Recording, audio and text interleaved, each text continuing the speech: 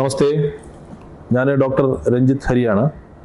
SUT ആശുപത്രിയിലെ gastro surgeon ആയിട്ട് ജോലി ചെയ്യുന്നു. ഇന്ന് നമ്മൾ സംസാരിക്കാൻ പോകുന്നത് മലദ്വാരത്തിലൂടെ രക്തം കാണുന്ന അവസ്ഥ അഥവാ ബ്ലീഡിംഗ് പെർ റെക്റ്റം എന്ന അവസ്ഥയെക്കുറിച്ചാണ്. വളരെ സാധാരണമായി കണ്ടുവരുന്ന ഒരു പ്രശ്നമാണ്.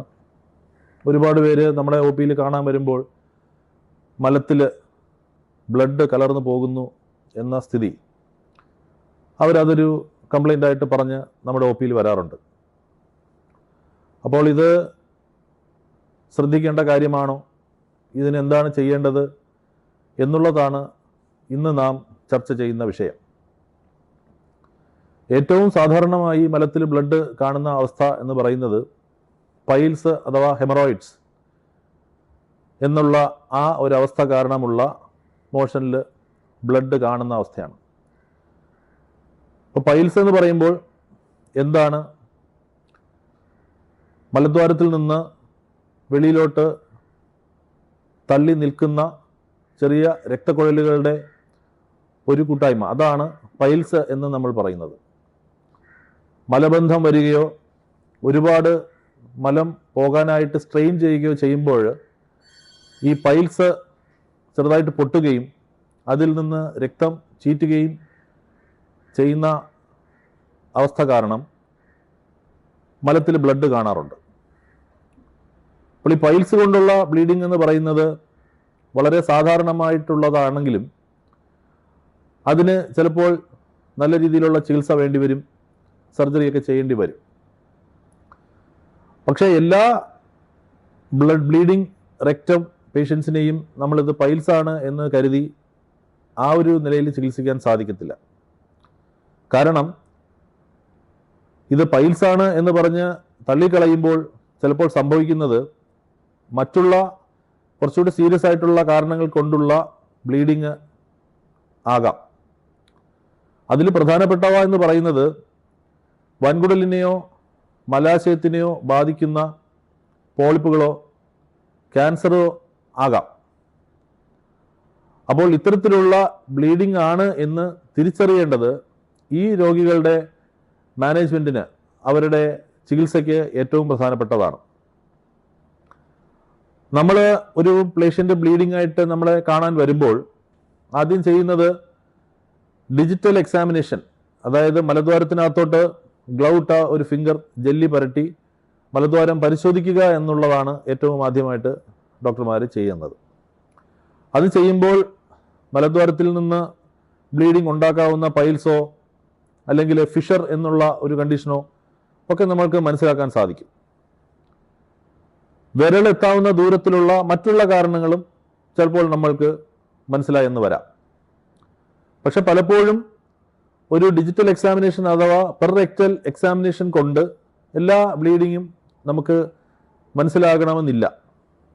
അതിന് മുകളിൽ നിന്ന് ഉള്ള ഒരു കാരണത്താൽ മോഷനിൽ ബ്ലഡ് വരുന്ന അവസ്ഥ ഉണ്ടാവുകയാണെങ്കിൽ അത് നമ്മൾക്ക് ഈ ഡിജിറ്റൽ എക്സാമിനേഷൻ അഥവാ റെക്റ്റൽ എക്സാം കൊണ്ട് നമുക്ക് മനസ്സിലാക്കാൻ സാധിക്കുകയില്ല. അപ്പോൾ നമ്മൾ ചെയ്യേണ്ടത് ഈ പേഷ്യൻറ്റിനെ പരിശോധനയ്ക്ക് വിധേയമാക്കുക എന്നുള്ളതാണ്. അതിലേറ്റവും പ്രധാനപ്പെട്ട പരിശോധന എന്ന് പറയുന്നത് സിഗ്മോയിഡോസ്കോപ്പി അഥവാ കൊളോണോസ്കോപ്പി എന്ന ടെസ്റ്റാണ്. ഏകദേശം വൻകുടലിൻ്റെ ഒരു 40-50 സെൻറ്റിമീറ്റർ കാണാൻ പറ്റുന്ന പരിശോധനയാണ് സിഗ്മോയിഡോസ്കോപ്പി അതായത് സിഗ്മോയിഡ് കോളോൺ എന്ന വൻകുടലിൻ്റെ അവസാന ഭാഗവും രക്തവും പരിശോധിക്കുന്ന ആ ഒരു പരിശോധനയ്ക്കാണ് സിഗ്മോയിഡോസ്കോപ്പി എന്ന് പറയുന്നത്. കൊളോണോസ്കോപ്പി എന്നാൽ കോളോൺ അഥവാ വൻകുടലിൻ്റെ മുഴുവൻ ഭാഗവും, പൂർണ്ണമായും വൻകുടൽ മുഴുവനും നമ്മൾക്ക് കാണാൻ പറ്റുന്നതിനെയാണ് നമ്മൾ കൊളോണോസ്കോപ്പി എന്ന് പറയുന്നത്. ഈ കൊളോണോസ്കോപ്പി എന്ന് പറയുന്നത് വളരെ ഫ്ലെക്സിബിളായ, വളയുന്ന രീതിയിലുള്ള ഒരു ട്യൂബ്, ഏതാണ്ട് 1-1.5 മീറ്റർ നീളമുള്ള ഒരു വിരലിൻ്റെ കനത്തിലുള്ള ഒരു ട്യൂബ് ചെറിയ മയക്കം കൊടുത്തിട്ട് പേഷ്യൻറ്റിൻ്റെ മലദ്വാരത്തിലൂടെ അകത്തോട്ട് നമ്മൾ ഇൻട്രൊഡ്യൂസ് ചെയ്യുന്നു. അതിൻ്റെ അറ്റത്ത് ഘടിപ്പിച്ചിരിക്കുന്ന ക്യാമറയുടെ സഹായത്താൽ ഈ വൻകുടലിനകത്തുള്ള ഇമേജ് നമുക്ക് ഒരു മോണിറ്ററിൽ നമ്മൾക്ക് കാണാനും സാധിക്കുന്നു. ഇത് ചെയ്യുന്നതിന് മുൻപേ നമ്മുടെ വയറ് അഥവാ നമ്മുടെ വൻകുടൽ നല്ലപോലെ വാഷ് ചെയ്ത് കളയേണ്ടതായിട്ടുള്ള ഒരു അവസ്ഥയുണ്ട്. അപ്പോൾ അതിന് വേണ്ടിയിട്ട് തലേ ദിവസം അല്ലെങ്കിൽ ഏതാനും മണിക്കൂറുകൾക്ക് മുൻപ് നമ്മൾ രോഗിക്ക് കുടിക്കാനായിട്ട് ഒരു മിശ്രിതം കൊടുക്കും. അപ്പം അത് കഴിക്കുമ്പോഴത്തേക്കും അത് കുടിക്കുമ്പോഴത്തേക്കും ഈ രോഗിയുടെ വൻകുടലിനകത്തുള്ള മോഷൻ മലം എല്ലാം വെള്ളമായിട്ട് അങ്ങ് പോകും. അത് പോയി കഴിയുമ്പോഴാണ് ഇത് നമുക്ക് നല്ല രീതിയിൽ വൻകുടൽ കാണാൻ സാധിക്കുന്നത്.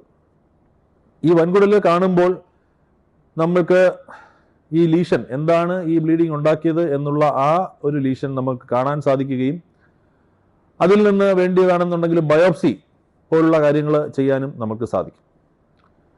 അപ്പോൾ ബയോപ്സി എടുത്തു കഴിഞ്ഞാൽ ആ ബയോപ്സി പരിശോധനയ്ക്ക് വിടുകയും അതിൻ്റെ റിസൾട്ട് വന്ന് കഴിയുമ്പോഴത്തേക്കും അതിൻ്റെ പരിശോധനാ ഫലത്തിൻ്റെ അടിസ്ഥാനത്തിൽ എന്താണ് എന്നുള്ളത് മനസ്സിലാക്കിയിട്ട് അത് ചികിത്സിക്കുകയും ചെയ്യാനും സാധിക്കും. അപ്പോൾ ബ്ലീഡിംഗ് ഉണ്ടായാൽ എന്ത് ചെയ്യണം എന്നുള്ള ആ ഒരു ചോദ്യത്തിന് ഏറ്റവും പ്രധാനപ്പെട്ട കാര്യം, ഒരു ബ്ലീഡിങ്ങും മോഷനിലൂടെ വരുന്ന ബ്ലഡിനെയും നമ്മൾ ലഘൂകരിച്ച് കാണരുത്. പൈൽസ് ആണെങ്കിൽ ചികിത്സ എളുപ്പമാണ്. പൈൽസ് ആണെങ്കിൽ ജീവഹാനി സാധാരണഗതിയിൽ വരാറില്ല. പക്ഷേ അതിന് മുകളിലായിട്ട് പോളിപ്പോ ക്യാൻസറോ പോലുള്ള കാരണങ്ങളാലാണ് ഈ ബ്ലീഡിംഗ് എങ്കിൽ തീർച്ചയായിട്ടും നമ്മൾ അതിന് വേണ്ട ചികിത്സ ചെയ്യണം. അത് കറക്റ്റ് സമയത്ത് തന്നെ അത് രോഗനിർണയം നടത്തണം. നല്ല ഒരു സെൻറ്ററിൽ പോയിട്ട് പരിശോധിച്ചിട്ട് അത് കൊളോണോസ്കോപ്പി വേണ്ടതാണെങ്കിൽ അങ്ങനെ അത് ചെയ്ത് മനസ്സിലാക്കുകയും രോഗനിർണയം നടത്തി അത് ചികിത്സിക്കുകയും ചെയ്യണം. അത് ലഘൂകരിച്ച് കണ്ട് അബദ്ധത്തിൽപ്പെടുന്ന പലരെയും നമ്മൾ കാണാറുണ്ട്. പൈൽസ് ആണ് എന്ന് വിചാരിച്ച് പല ക്യാൻസറുകളും സമയത്ത് ചികിത്സ നേടാതെ വളരെ അഡ്വാൻസ്ഡ് ആയിട്ടുള്ള സ്ഥിതിയിൽ വരുന്ന ഒരു വളരെ ദുഃഖകരമായ അവസ്ഥ, നമുക്കൊന്നും ചെയ്യാൻ പറ്റാത്ത ഒരു സ്ഥിതിയിലേക്ക് അത് എത്തിപ്പെടും. അപ്പോൾ എല്ലാവരും ഈ ഒരു മെസ്സേജ് ഉൾക്കൊള്ളുക. നന്ദി, നമസ്കാരം.